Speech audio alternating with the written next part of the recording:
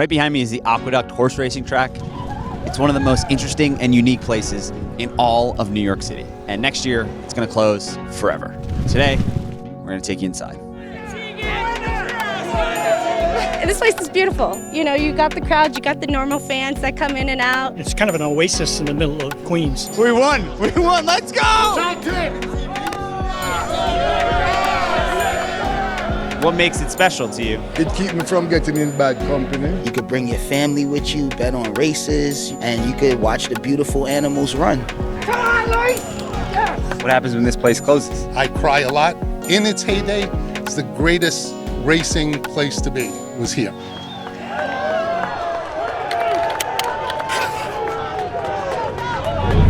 If you take the A train from Times Square out to Queens, you can be at the Aqueduct Race Track in less than an hour. From the front, the building looks quiet. Inside, it's a window into a different era. And if you walk past the betting tellers, through the empty club level, and onto the sparsely occupied grandstand, it's clear. This place has seen better days. 100 years ago, horse racing was the most popular sport in America, and New York City was the capital.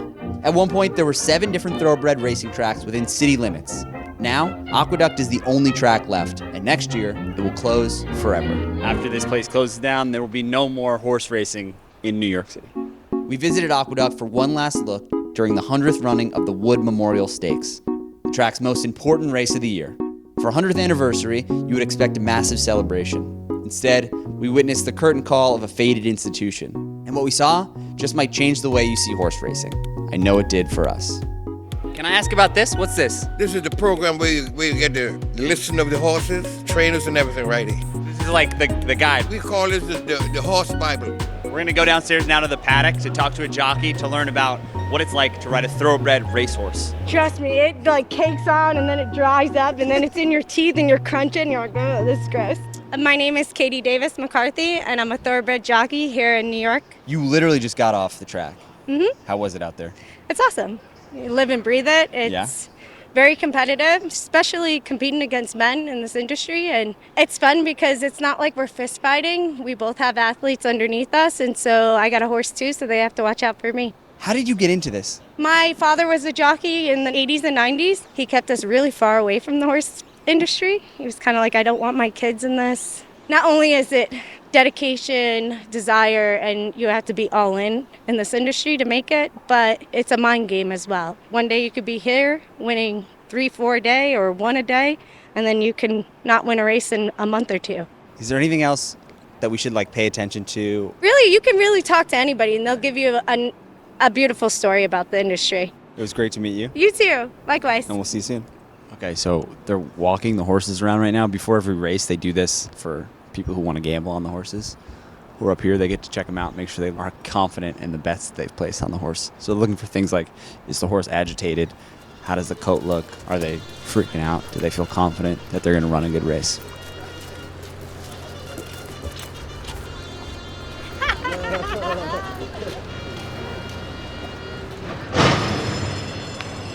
Keep an eye on people's faces as the race is running.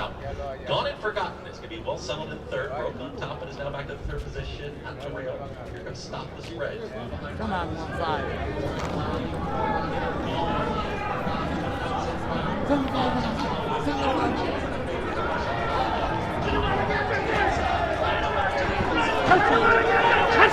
One, baby, one. Eight.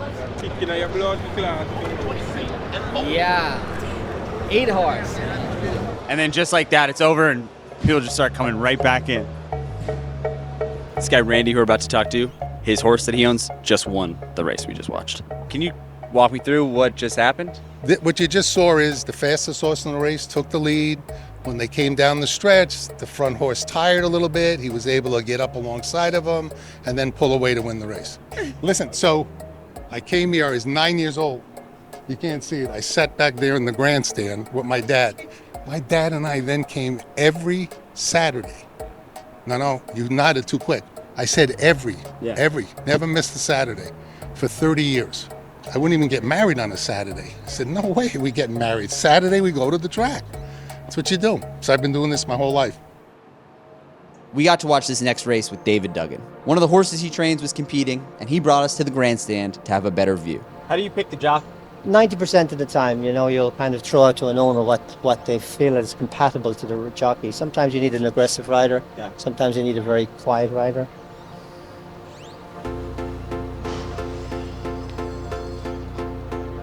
Beyond Bordeaux starts to rally from the back. Burning Beauty is the pillar. Good position is good enough. 112 and 4 for 3/4 of a mile. Tabeas is called upon for the effort. Comic-Con continues to watch right in behind these top two as they reach the top of the stretch. And Comic-Con is unleashed, but the leader get the jump. Come on, Luis! Come on! Ah, fuck it! Ah! Come on! Ah, come on!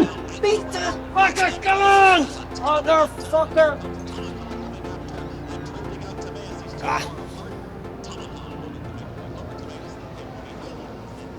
Good run, but not good enough. That's just like heartbreaking. The stress and the pain of watching that happen. And then he tries to, casually walk it off, but you can tell he's like, the horse was winning the whole time. You could see when it turned for him and he was like, it's not going to happen. Oh. Just say anything. Doesn't. How are you? Anything You're gonna edit the shit out of it anyways. I'm David Donk, a horse trainer based at the New York tracks, Belmont, Aqueduct, and Saratoga. The New York Racing Authority, or NYRA for short, operates 3 tracks in the state: Aqueduct, Saratoga, and Belmont. A few years ago, they began a major modernization of the Belmont track to bring horse racing into the 21st century. After Belmont reopens, all of Aqueduct's races will move there, and the aging building will be shut down. So when this place closes, how is that work replaced? Racing will be just conducted at Saratoga for 2 months a year, and the rest at Belmont. They're building a new building. They're redoing all the tracks. Times change. The world changes. And this model for NYRA to consolidate to 2 tracks versus 3 tracks, and it's time to do that. Can you tell me about this place, the Aqueduct? Yeah, listen, I've been here in New York for 40 years, but there's a lot of history to this place. This place was for the brick and mortar people. The Aqueduct Race Track first opened in 1894. Just to show you how in New York City we are, there's the subway right there. And in the distance, the Manhattan skyline. The capacity of this place is like 75,000 people. In the Aqueduct's heyday, there would have been 50,000 people coming here a week. Old school technology here. I don't know if it's something you can do anything with. Holy shit, these are crazy. Back in the 60s and 70s, the crowd that came here was made up of all types of people. Check out this guy. He's a famous jockey named Eddie Arcaro. He's the only rider to win the Triple Crown twice. Pope John Paul did a mass here in 1995, and 75,000 people attended the mass. At one point, horse racing was the biggest, most important sport in this country, not by a little, by a long shot. The term by a long shot actually comes from horse racing. Oh my goodness! The longest shot has won the Kentucky Derby! In between the races that are happening here at the Aqueduct, there's races all over the country happening, and people are watching them on these TVs all around us that you can see. Look at this TV up here. This is Tampa Bay. This race is happening right now live.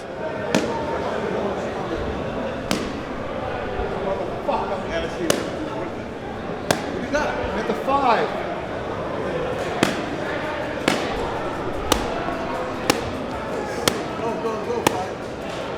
He's stopping, he's stopping. He's stopping, man, he's stopping.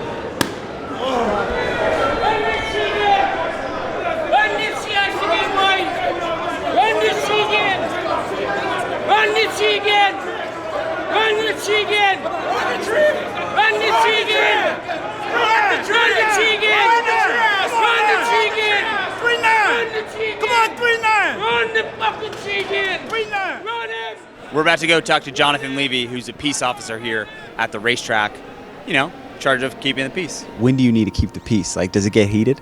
Oh, I'm gonna tell you, it gets heated in here, and my favorite thing to do is talk people down, calm them down. I'm here to keep the peace, We're not so aggressive with people at all, because this is a fun game. People get upset, they're losing money sometimes. Most of the time they're winning, so, I mean, I'm just happy that I get paid to protect people here and watch the races and, you know, walk around and enjoy the Wood Memorial with everybody else. It's just like being here as a fan, you know? Just looking around this place, you can't deny it's a little bit rough around the edges. There's a grittiness to the building, to the sport, and to the people who come back to the track day after day. But as we were walking around, we started noticing another side to the place. Ok, primero preséntate aquí, por favor. Mi nombre es Darwin Vizcaya, trabajo en la New York Racing Association. What makes Aqueduct special? Aqueduct es como different, es como más rústico, más strong. Es por la gente normal. Sí, es como para all type of people. O sea, todas las personas que quieran venir pueden venir al Aqueduct. If you look around, you have all kind of nations. You have Jamaican, Indian, the Spanish, the Arab. Every one of them love the racing. So it's a very, if you notice, when you go out there, you see the fellas them out the jump and jaw. It brings peace to each and every one of us. The place is special because most of the people come here to relax and pass time. There's no negativity with people, you know. How often do you come here? It all depends what I have to do during the week. I might come here 2 or 3 times. It wouldn't be right to be here and not place a bet just to show the mechanics. So let's get a ticket. There's a jockey who's going for his 4,000th ever win on the next race. I think he's on horse number. We got to find out what horse he's on. Who's the guy going for 4,000 wins? Round number 6, Green 6. Sunlight. I wanted to put horse number 6. Just to win outright. $5 win 6. I mean, so when did we get here? 3 hours ago, 4 hours ago? It's like starting to fill out. Okay, this jockey in pink, his name's Kendrick, and his horse is Crimson Light. It's Stewie who's taken the lead. Sir Palace Prince down to the inside. Crimson Light's making up that ground once again. Has fallen to the outside by Leo's Reward. Here comes Crimson Light in between horses. Crimson Light is edging clear late. Crimson Light, what a moment. Crimson Light gets the victory. Yes! And for the son of a jockey from Louisiana, he's the man of the moment here in New York. Kendrick Carmouche, 4,000 career wins. We won, let's go! 4,000 career wins for that jockey. Iconic moment. And more importantly, winning ticket. Sorry, bro. Shine Tim! I'm going up there. They don't stop me. I'm going up there.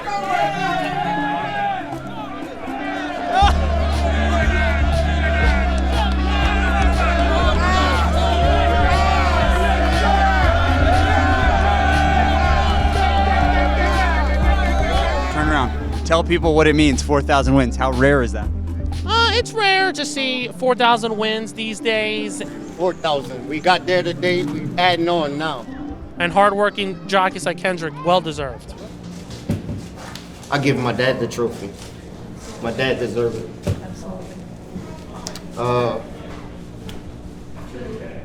He just told me to put the work in. I put the work in.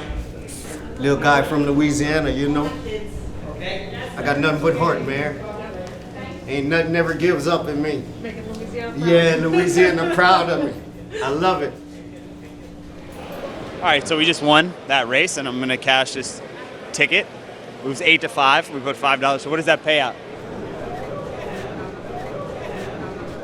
It's my first win, first bet, first win. Congratulations. Thank you very much. 13,000 and a winner. Oh, awesome.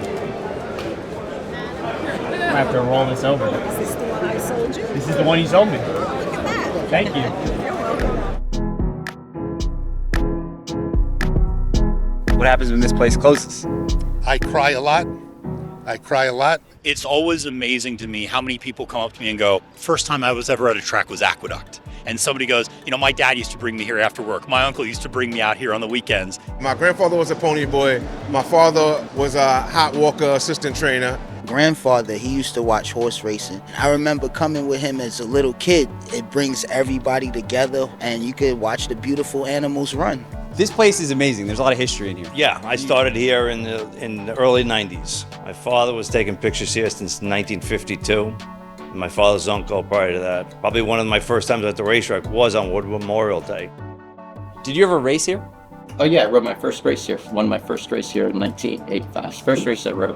When I used to drive by when I was a kid, my dad used to tell me that this was my office. I got introduced to the sport when I was a kid by my father. My dad took me to the Penn National Race Course when I was about 11 years old. I turned $20 of allowance money into $28, and I thought that was the greatest thing in the world. I feel like this is like your dream job. Oh, I love it. I love it. Absolutely. Absolutely. I'm a dying horse racing fan. I follow the rules. I'm not going to bet while I'm in uniform. Like, I have to have like a broken leg to not be at work, you know? That's how much I like it. I love that. Mi parte favorita de la profesión es como poder ver cómo se materializan los sueños de todas las personas a través de un caballo. Tú cuando compras un caballo, tú no estás comprando el caballo, tú estás comprando un sueño. Future horse owner going to Ocala in 2 weeks to buy a horse. It was a dream to buy a horse. Dream, yes. What's your favorite thing about your job? Connecting with the horses, understanding them, They're knowing all different. they're all different. Los caballos son muy protegidos. La gente cuida mucho a los caballos, pero los caballos sirven como terapia. También ellos te entienden, y ellos también son muy cariñosos y también alegres. Before we go, there's one last race. It's the actual Wood Memorial Race, the most important race of the year here at the track. And this is the 100th running of that race. These are the horses that are running in that race. They're getting ready to get out there. Along with winning $750,000, the winner of this race is guaranteed entry into the Kentucky Derby.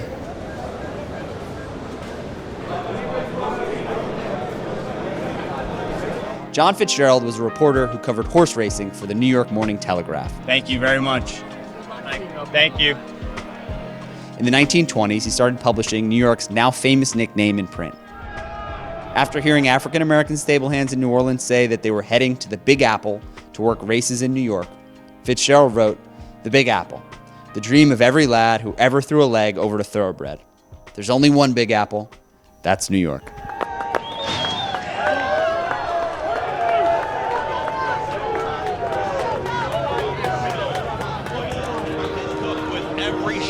Run the front runner down.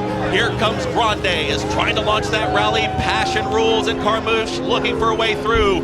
Rodriguez turns up her home and has the lead. He's in 3. Grande's in 3rd. Passion rules in 4th.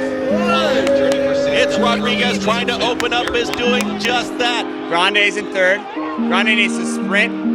Grande in the center of the racetrack is chased all the time here by Captain Cook. It is Rodriguez. Rodriguez with a 16th left to go. Rodriguez is opening up. It's a front-running score. The 100th running goes to Rodriguez. Mike Smith win it.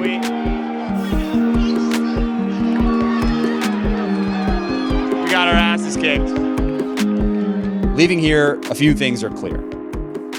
This is a place that's often misunderstood. A place that's an important community center for so many New Yorkers, and a place that, in a short time, will no longer be just a subway ride away.